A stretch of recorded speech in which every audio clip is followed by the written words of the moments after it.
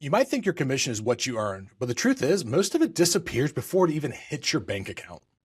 Hey y'all, it's Brad Allen here, and I work with new and struggling agents that are early in the business. You're not closing consistently yet, you've stressed about income, and you're trying to make real estate actually pay the bills. So by the end of this episode, you'll understand your real take-home pay and the math most agents never get shown.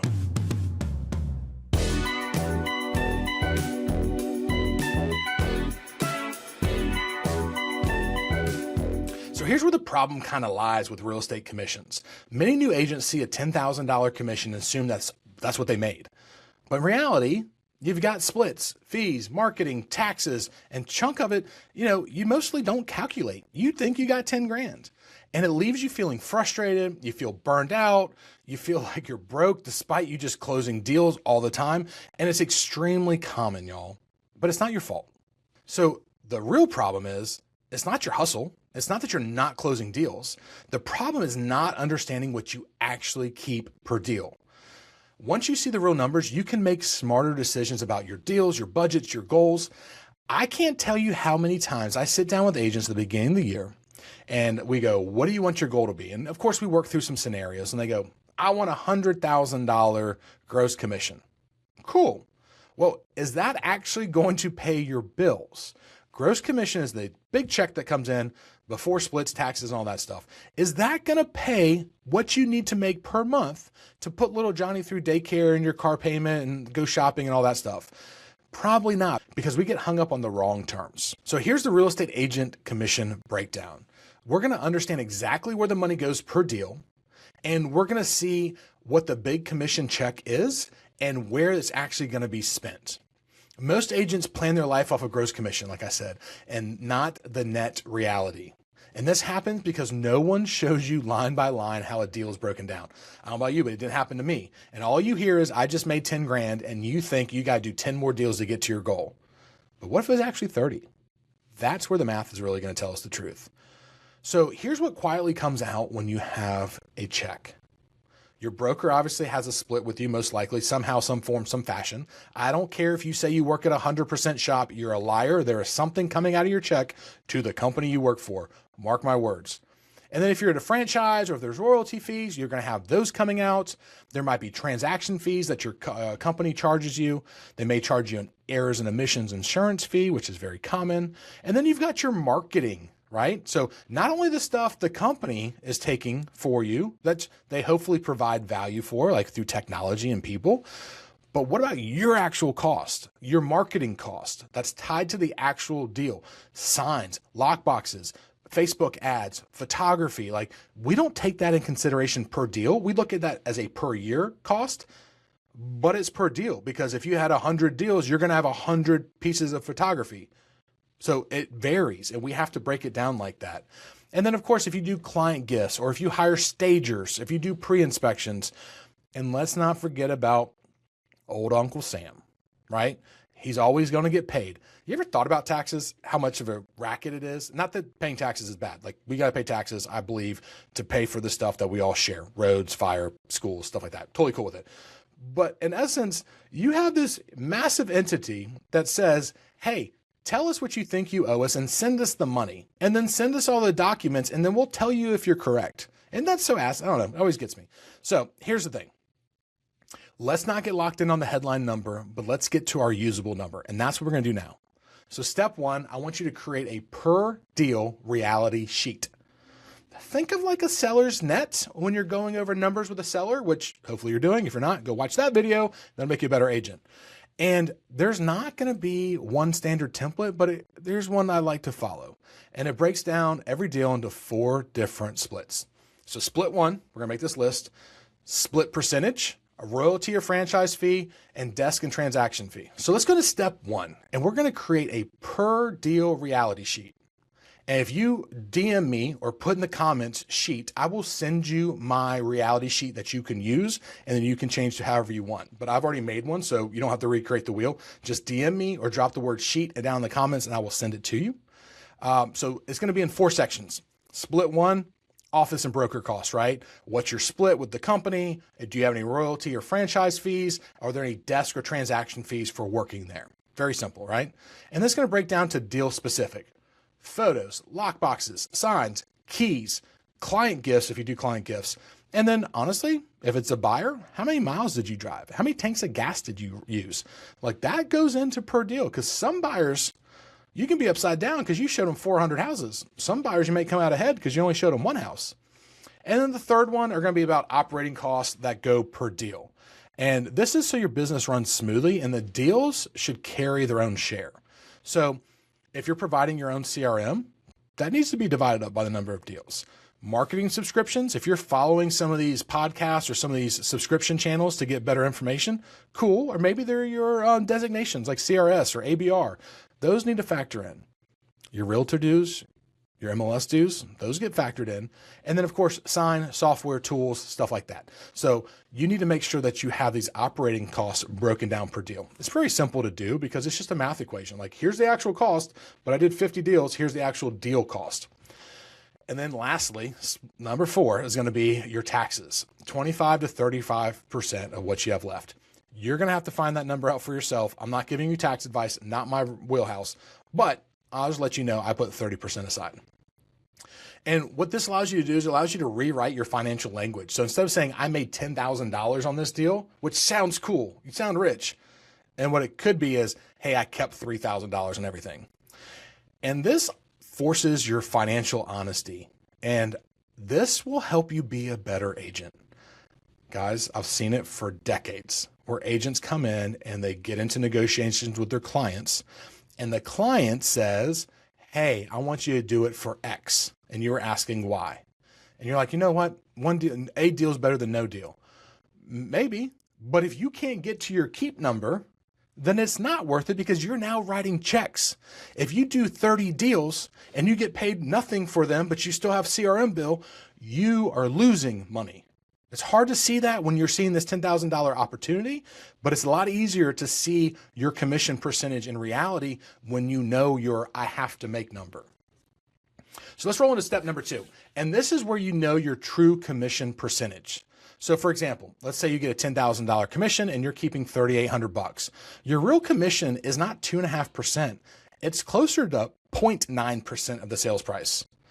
And this is how you change your awareness to value your time and your services.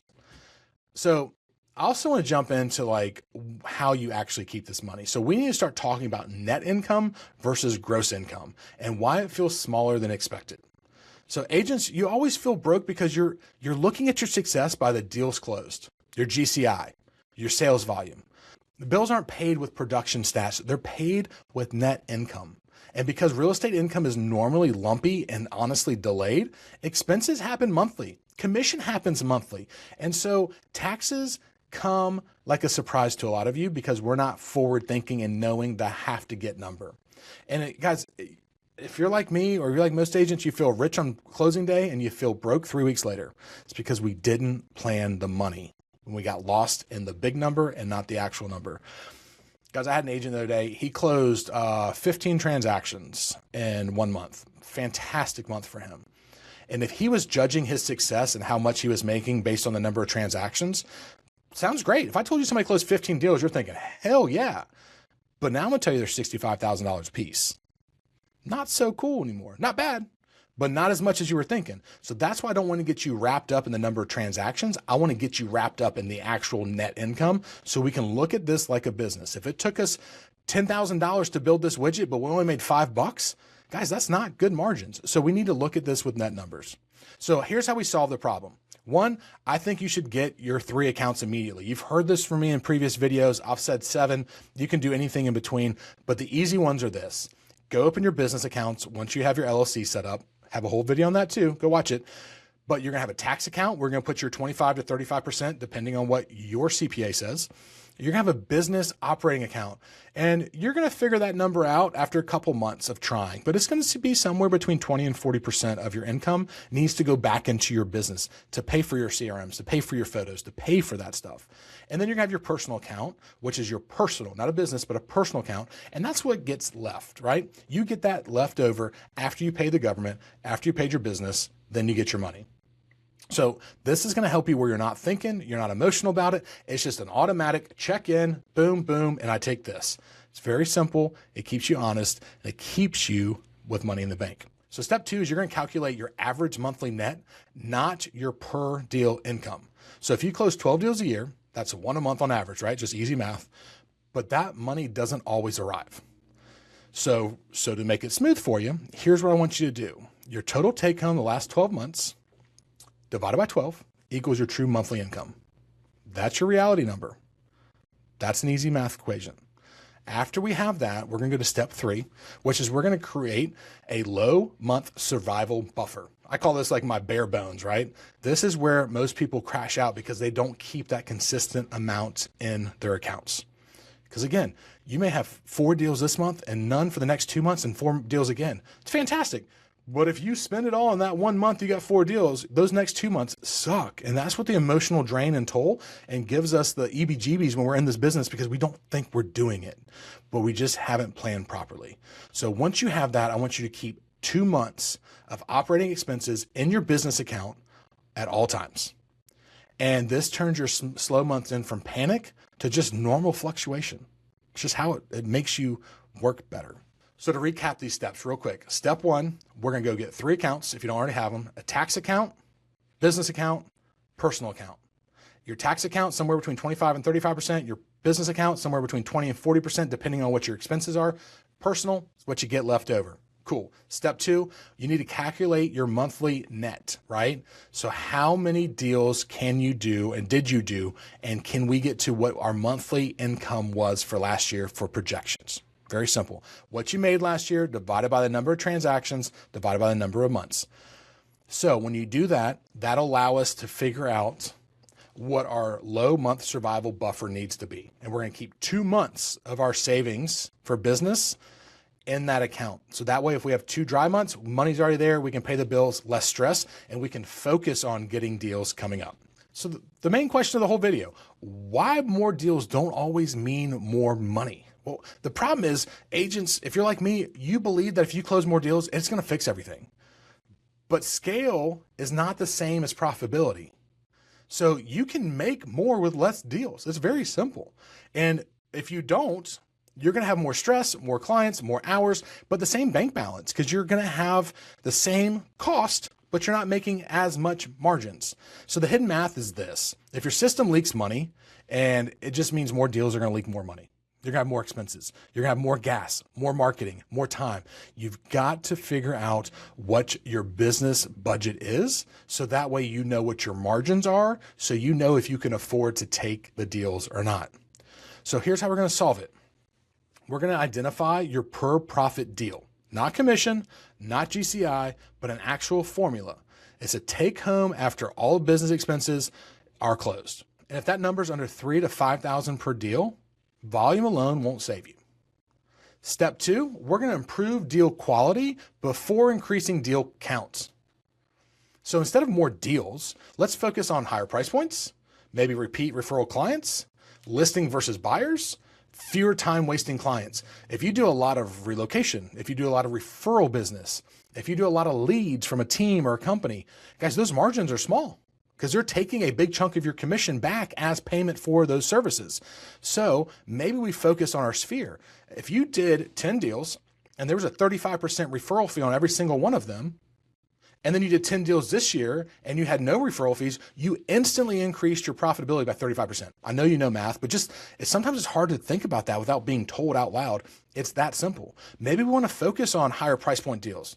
Do you really want to do $15,000, $65,000 deals? Or would you rather do one $650,000 deal? I'd probably say one $650,000 deal. And that's obviously if I had a choice. Sometimes we don't. We get the cards we're dealt and we close them anyways. But this is where we start having options and we start focusing on getting better business. So step 3 is we're going to cap your workload until your maths. So I want you to tell yourself, I don't earn the right to scale up my business until my per deal profit is healthier. Why are we going to keep working for 1/10 of our money when we can maximize our income per transaction?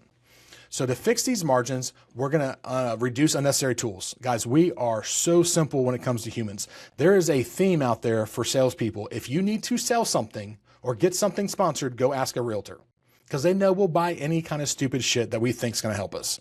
Stop it. Go through, look at your subscriptions, your tools, make sure you're using them and they're actually working. Negotiate your splits. I'm not trying to tell you to go talk to your brokers and stuff, but I haven't found many brokers in my experience that proactively go tell their agents, hey, I want to give you more money. But they would if you asked. So maybe that's where you need to start. And then stop spending to look busy. Stop spending money eating out and doing all these things if you don't have clients to take. Don't do all this stuff on social media or do these events or do this stuff because it's going to make you look cool. Do it because it's going to make you money. If you can do them both at the same time, that's a winner. But if it doesn't, cut it out.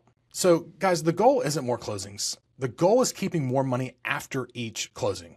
This is why it isn't about motivation or working harder or working longer or just grinding it out. What you need are simple tools that actually protect your income. You're not guessing, you're not hoping, you're not wondering where it all went. Guys, that's the worst feeling in the world. And so in the next episode, we're going to turn this clarity into action. We're going to break down how many conversations you actually need a week to hit 24 deals a year. So if you can stop spinning your wheels, you can finally plan your week with numbers that make sense so you can hit your financial goals that you always wanted. And like I said, do me a favor. If you want the sheet I put in there, put sheet in the comments or DM me. I will be happy to send it to you. And if you find this stuff useful, y'all, hit that like and subscribe button. We do a lot of good work here to help people like yourselves get further in this business. And it just helps me knowing that you like what I'm doing. So just do me a favor and hit that like and subscribe. It means the world to me. And I hope you go and follow the next video.